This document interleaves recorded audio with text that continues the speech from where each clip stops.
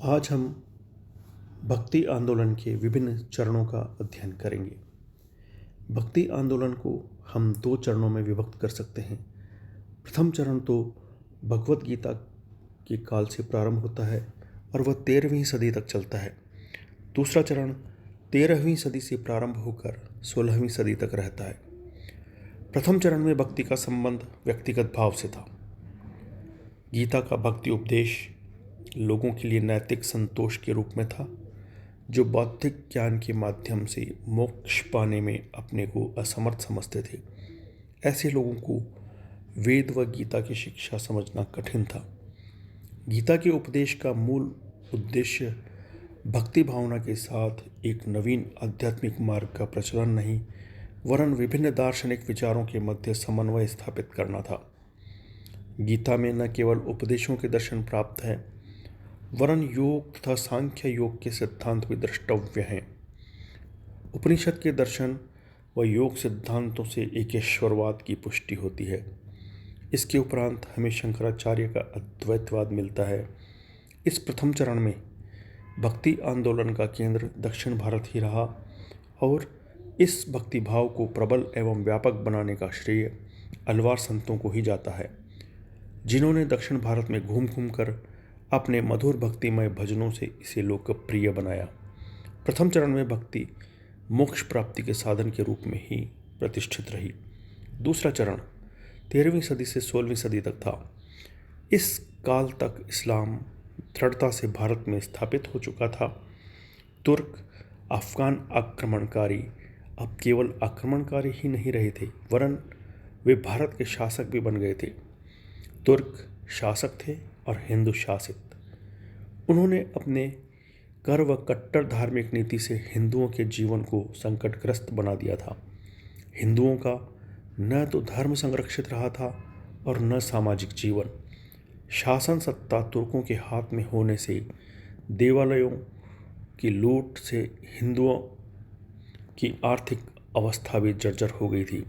ऐसी परिस्थिति में हिंदुओं के दिमाग में नाना प्रकार के विचार व शंकाओं का उत्पन्न होना स्वाभाविक था।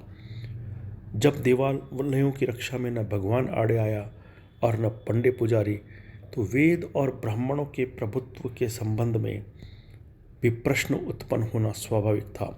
हिंदू अब भी धर्म से विलग नहीं हुए थे, पर वे वैदिक सिद्धांतों से ब्राह्मणों के प्रभुत्व को तर्क की कसौटी पर कसना चाहते थे। जाति प्रथा के कारण उत्पन्न ऊंच नीच की भावना हिंदुओं को खटकने लगी थी। रामानुजाचार्य ने समय की परिस्थिति को परखा और विष्णु की भक्ति की ओट में शूद्र लोगों को उच्च स्थान दिया। उन्होंने धर्म व समाज की दृष्टि में सभी को समान बताया। मुसलमानों के साथ दीर्घ काल तक रहने के कारण हिंदू भी उनके समीप आए। उन्होंने उनके विचार समझे। दोनों में समन्वयात्मक भावना व विचार उत्पन्न हुए। दोनों संप्रदायों में ऐसे संत आविर्भूत हुए जिन्होंने संप्रदायों की मूल कमजोरियों को दूर करके उनमें एकता की भावना उत्पन्न करने का प्रयास किया।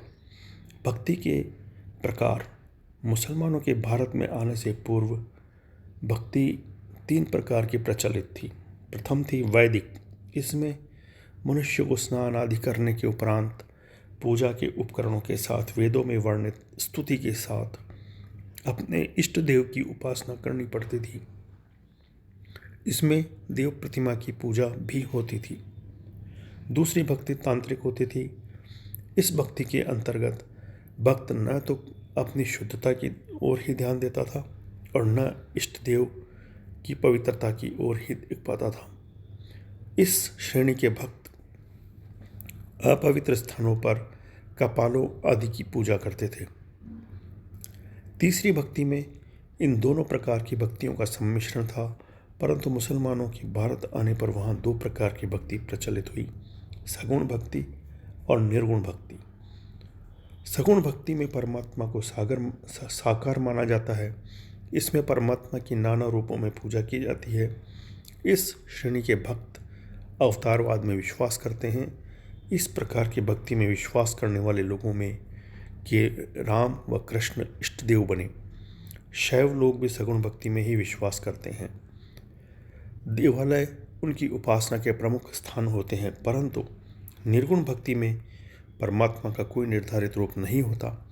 इस श्रेणी के भक्त परमात्मा को एक विश्वव्यापक शक्ति के रूप में मानते हैं। निर्गुण उपासक अपने शक्तिमान प्रभु की उपासना किसी भी स्थल पर किसी भी समय कर सकते हैं।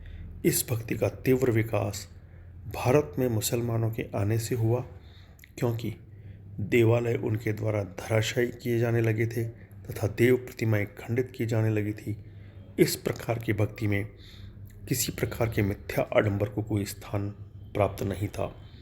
सूर, तुलसी व मीरा सगुण भक्ति के भक्त थे, तो कबीर व नानक जैसे संत निर्गुण धारा के भक्त थे। निर्गुण भक्ति पर सूफी संतों का भी प्रभाव पड़ा।